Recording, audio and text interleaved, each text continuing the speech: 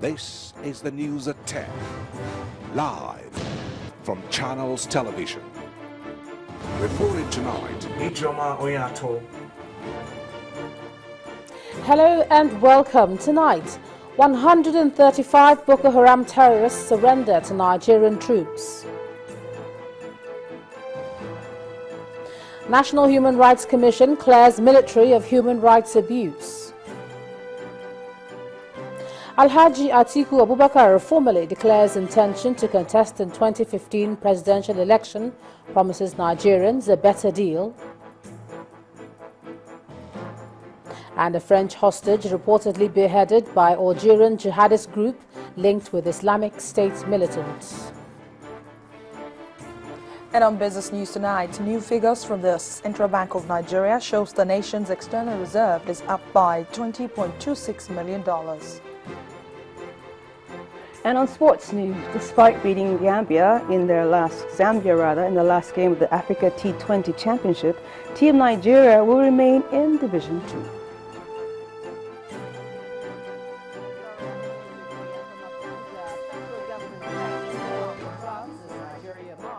2. Independence anniversary.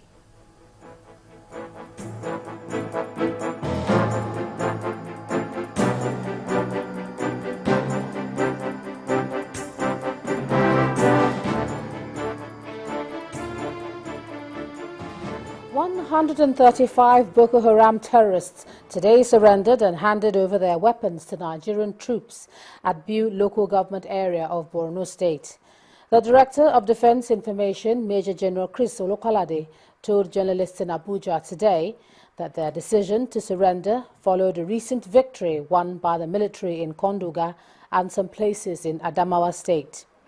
A group of 88 submitted themselves at Mierega, while another 45 terrorists handed themselves and their weapons at Mubi, near Michika in Borno State.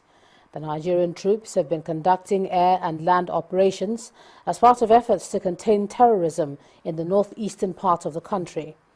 Using videos and pictures, the defense spokesman, Major General Chris Olukolade, says during operations that dislodged terrorists who attempted to overrun Kanduga, a community in Borno State, one Mohammed Bashir, who has been posing in videos as the deceased Abubakar Shekau, was killed. Our correspondent Amaka Ukafo reports. Playing back a video supported with still pictures, Defense spokesman Major General Chris Olukolade says the leader of the terrorist group, one Mohammed Bashir, who has been posing on videos as Abubakar Shekau, has indeed been killed in the operations in Konduga, Borno State. One Mohammed Bashir, who has been acting or posing on videos as the deceased Abubakar Shekau, that eccentric character that is known as the leader of the group, died in that operation. On restoring normalcy after that encounter, inhabitants of the community who were victims of the terrorist activities corroborated information on the identity of particularly Bashir Mohammed, alias Abubakar Shekau, alias Abacha Abdullahi Gaidam, alias Damasak, and several other aliases. Flowing from that same operation, the military says a total of 135 terrorists have surrendered to the Nigerian military and they are being profiled, while many arms and ammunition and operational vehicles belonging to the sect have also been recovered. A total of about 135 terrorists have yesterday evening surrendered along with their equipment to troops around Biu, local government area. A group of 88 submitted themselves at Meriga Bunyadi, while another group of 45 terrorists were taken in around Mubi and Michika. They are all being interrogated and processed in conformity with the dictates of standard best practice. General Olukolade also gave a picture of the situation in Bama and Goza, both communities claimed by the terrorists as Islamic Caliphate. All those places you mentioned remain part of our operational area. And our operations are not just on land. Our operation is also on air. All these areas are within our operations, and operations are ongoing. That's the much I can say. When the real result is out, we will then be having a retrospect. The military reaffirmed a renewed commitment to defend its integrity and indeed the country at large. Amaka Okafor, Channels Television News. Meanwhile, the Human Rights Commission today absolved the military of human rights abuses in the fight against insurgency in the northern part of the country. The Commission says the investigation into the evidence provided by Amnesty International to back their indictment of the security operatives last week has not been indicting in any way. The Executive Secretary of the Commission, Professor Bem Angwe, exonerated the military of human rights abuses while receiving the representative of the Office of the High Commission for Human Rights in West Africa, who is on an official visit to Nigeria. The professor also called on the international community to do more than pay lip service to the fight against terrorism in the country. The National Human Rights Commission of Nigeria has not discovered or found any deliberate act on behalf of the military authorities for extrajudicial killing of civilians in Nigeria.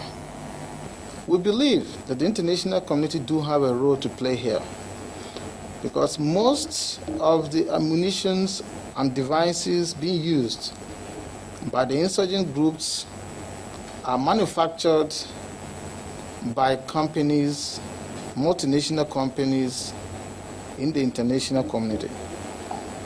We believe that a good starting point will be a clear regulation of the proliferation of light weapons, small arms, and such devices that are being used by members of the insurgent groups.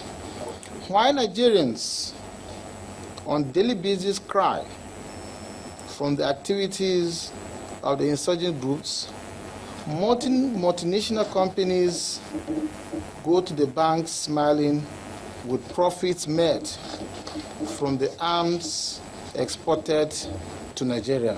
We are there to support you, to work with you. We know that the challenges are very high, but we really sympathize and empathize with you, and we really encourage you to do an excellent job that you're already doing. Now, in response to the current security challenges in Nigeria, the Russian Foreign Minister Sergei Lavrov has affirmed the readiness of his country to provide logistical and equipment support to the Nigerian armed forces and the security agencies. During a meeting on the sidelines of the 69th United Nations General Assembly in New York, the two ministers agreed to convene the next session of the Joint Commission without further delay to underscore the vital role of the Commission as an instrument for fostering relations between the two countries. Relations or in diplomacy, our national interest is paramount. All right? I don't care what anybody may say. Nigeria's interest is first and foremost the concern of my concern and the concern of the Nigerian government. And whatever is the interest of Nigeria is the welfare and the protection of the Nigerians and the Nigerian national interest and its territorial integrity. So whoever is going to give us that support will certainly foster strong relationship. Now, after all, I mean, the Americans, the Europeans, the EU, the Japanese, Chinese, they all give us support, and we endeavor to strengthen that support. At the same time, any country, because Nigeria has always maintained a neutral position in its own foreign policy. It deals with almost every part of the world. So we are not going to exclude any part of the world in fostering our relations, because whichever country we have relations with, there are certain benefits that will come to us as far as our national interest is concerned. The House of Representatives Committee on Ethics and Privileges has been directed to investigate an allegation that lawmakers of the People's Democratic Party were given $50,000 to reject a motion to investigate the alleged smuggling of $9.3 million into South Africa.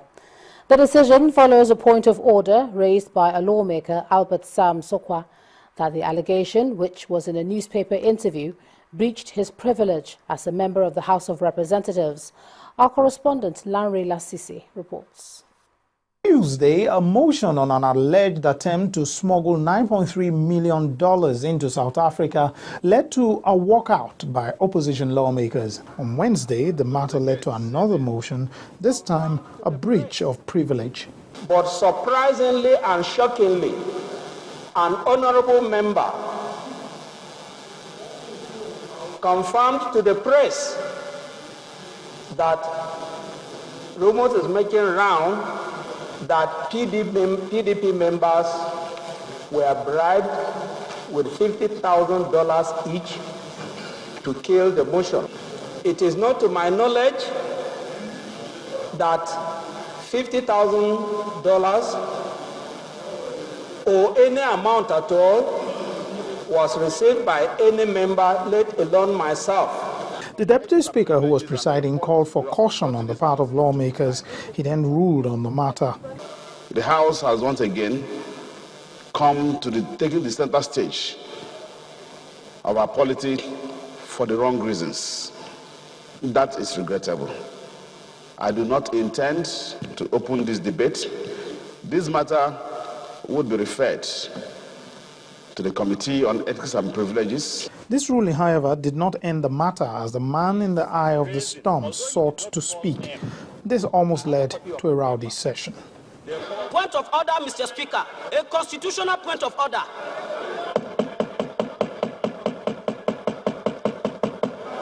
Eventually, he was allowed to speak. I didn't call the newspaper. They called me after we left the floor to ask, have I heard that some members were given $50,000? I told them no. What I heard was that members have been given $20,000. Rumor. I told them what I heard, the rumor I heard,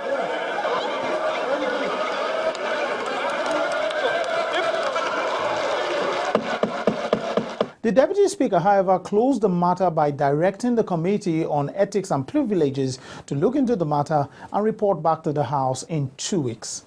Lanre Lasisi, Channels Television News.